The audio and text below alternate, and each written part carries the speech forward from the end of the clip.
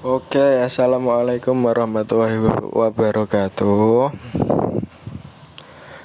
Ya, bismillahirrahmanirrahim. Nama saya Muhammad Rizza Mustafa, NIM 18108108050 dari Tadris Biologi B. Nah, pada pertemuan ini guna untuk sebagai syarat UAS, ujian akhir pada kuliah Tadris Biologi. Oke, di sini saya akan menjelaskan tentang seleksi alam atau nature selection yang sebelumnya telah dijelaskan oleh kelompok 5, dan sekarang saya akan menjelaskan tentang seleksi alam atau nature selection. Oke, untuk pengertian dari nature selection atau seleksi alam. Jadi seleksi alam adalah proses penyuntingan di mana variasi warisan dihadapkan pada faktor-faktor lingkungan yang membuat reproduksi sejumlah individu lebih berhasil daripada individu lainnya. Nah, ini hasil dari Bapak Jamaluddin atau Pak Didi pada tahun 2021. Nah, dari American Heritage Science Dictionary mengatakan bahwa seleksi alam merupakan suatu proses di mana organisme yang lebih baik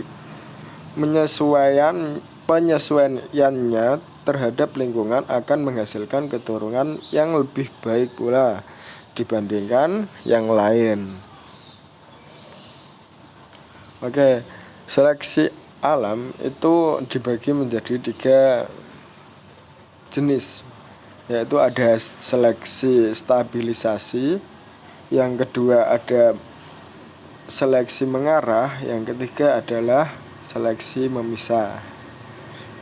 Dan juga ini ada bahasa Inggrisnya juga. Oke. Sebelumnya, seleksi stabilisasi atau stabilizing selection merupakan seleksi yang bekerja terhadap fenotip ekstrim dan menyukai varian antara yang lebih umum.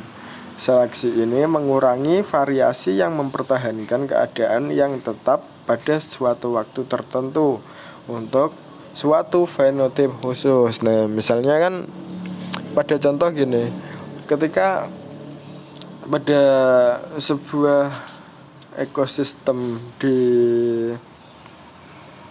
hutan gitu, di hutan ataupun ya di hutan ya, contoh kita ambil contoh di hutan. Pada suatu lingkungan tersebut ada seekor anjing hutan dan juga ada beberapa ekor kelinci dengan kaki yang panjang dan juga ada yang pendek, bervariasi lah. Nah, kelinci yang kakinya panjang akan tereliminasi, akan dimakan atau termangsa oleh anjing hutan. Karena apa? Karena kelinci yang kakinya panjang, mereka tidak dapat melintasi lubang-lubang kecil untuk melarikan diri dari kejaran anjing hutan. Nah, secara tidak langsung dapat disimpulkan bahwa kelinci yang kakinya pendek juga akan tereliminasi karena mereka tidak dapat berlari cepat untuk menghindarkan diri dari anjing hutan. Alhasil, populasi kelinci yang kakinya panjang jadi dapat ditarik hasil bahwa populasi kelinci yang panjang kakinya sedang relatif lebih bertahan. Variasi kelinci yang akan berkurang dan populasi akan stabil. Yang selanjutnya adalah seleksi mengarah. Seleksi mengarah atau seleksi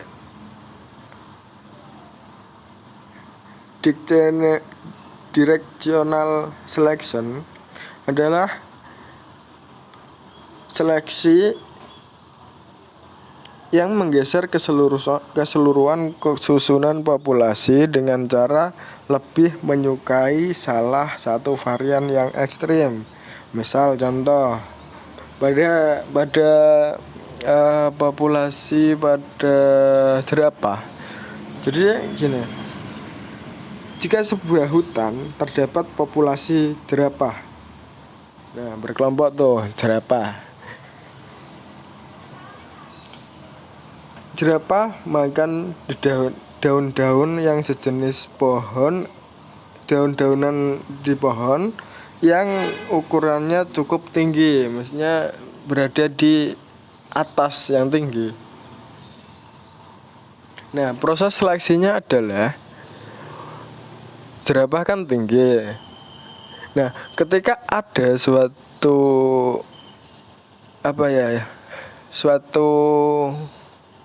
kelainan, jadi ketika ada jerapah yang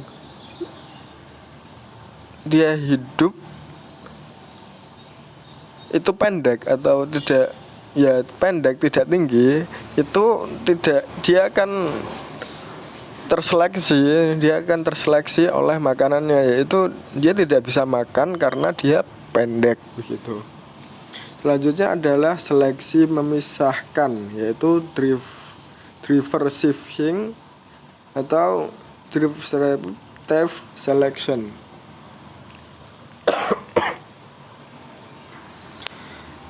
Merupakan seleksi sifat rata-rata dan lebih menyukai sifat yang ekstrim.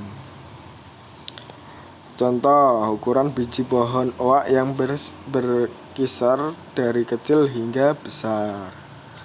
Oke, yang selanjutnya adalah cara seleksi alam dalam mempengaruhi penurunan frekuensi suatu sifat. Nah, di sini ada 3 grafik, yaitu yang pertama tadi adalah seleksi penstabilan atau istilahnya stabilizing selection, atau dan juga ada seleksi direksional atau directional selection, dan juga seleksi penganekaragaman atau diversifying selection. Jadi gini, pada yang atas ini ada suatu grafik di mana itu menjelaskan tentang seleksi penstabilan. Nah, di situ ada sebelum dan sesudah. Sebelum ditandai dengan garis berwarna orange, dan juga yang sesudah itu berwarna hitam. Jadi di sini sebelum sesudah mempunyai perbedaan Jadi sebelum seleksi penstabilan, jadi grafiknya itu lebih besar gitu, lebih besar, dan ketika sesudah seleksi penstabilan itu lebih kecil tengkuknya. Oke, yang selanjutnya adalah seleksi direksional. Sebelum dan sesudah di sini hampir sama ya. Jadi seleksi direksional itu pengaruh penurunan frekuensi suatu sifat itu lebih hampir sama gitu. Perubahannya cuma sedikit. Yang selanjutnya adalah seleksi penganekaragaman.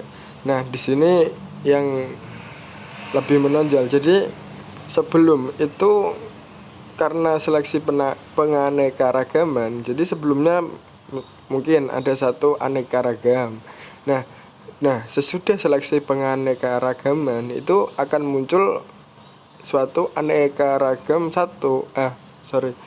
akan muncul lagi aneka ragam gitu. Nah, ini kata-kata dari Bapak Darwin, yaitu Darwin mengatakan bahwa seleksi alam melalui pengaruh kumulatifnya selama rentang waktu yang sangat panjang dapat menghasilkan suatu spesies baru yang berasal dari nenek moyangnya. Hal ini akan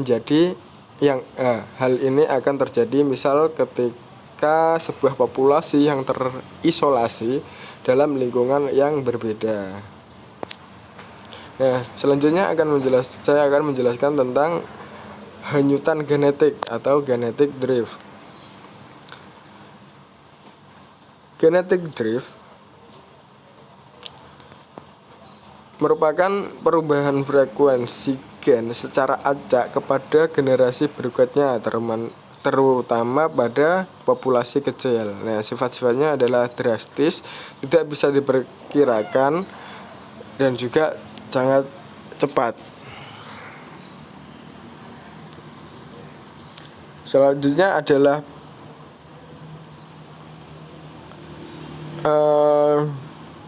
bentuk dari genetic drift atau hanyutan genetik. Ada dua, yaitu satu adalah efek leher botol,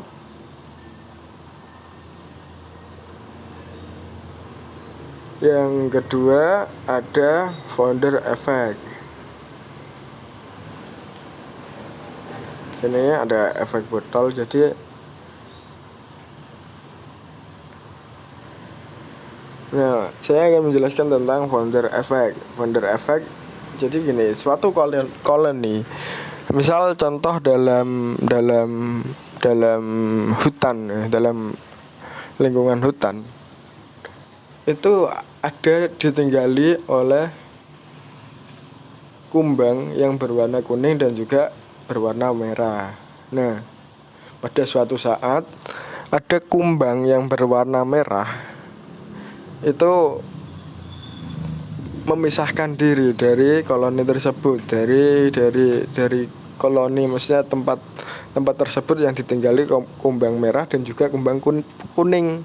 Nah, kumbang merah itu pergi. Nah, saat dia pergi, dia mencari ataupun mendapatkan pasangan hidup yang berwarna merah juga. Kumbang merah pergi dan dia juga mendapatkan punya istri berwarna merah juga. Nah, setelah dia punya istri, dia punya keluarga, dan juga dia setelah itu membangun suatu koloni tersendiri di daerah lain, dan itu meninggali suatu daerah dengan satu varian warna, yaitu warna merah. Sebelumnya dia berada di koloni berwarna merah dan juga kuning. Nah, dia pindah membangun keluarga dan sekarang sudah di tempat baru dengan koloni yang sama, yaitu berwarna merah. Nah, perbedaan dari dari nature selection dan juga perbedaan dari nature selection dan genetic drift.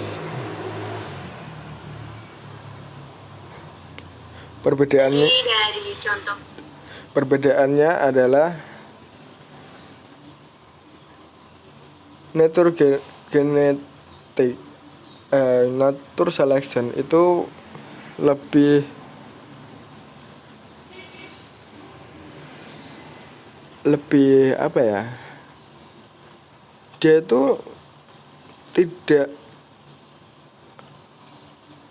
dia itu pakem gitu loh. Dia itu pakem, tidak punya istilahnya ya. Perbedaannya ya itu nature selection itu secara pakem. Nah, genetic drift itu acak, soalnya dia belum tentu gitu. Kalau ada lagi, yaitu genetic drift itu lebih keberuntungan. Mungkin kayak tadi misal kumbang itu pergi keberuntungan, dia bertemu dengan jodohnya dan juga melakukan reproduksi dan mempunyai suatu koloni, itu suatu keberuntungan. Soalnya nggak nggak mesti dia ketika keluar dari koloninya tersebut dia dapat jodoh baru gitu. Siapa tahu dia tidak menemui sejenisnya gitu. Kalau natural selection itu lebih, dia itu seleksi di alam gitu, lebih ke faktor berjuang gitu. Terima kasih. Nah, itu penjelasan dari saya. Wassalamualaikum warahmatullahi wabarakatuh.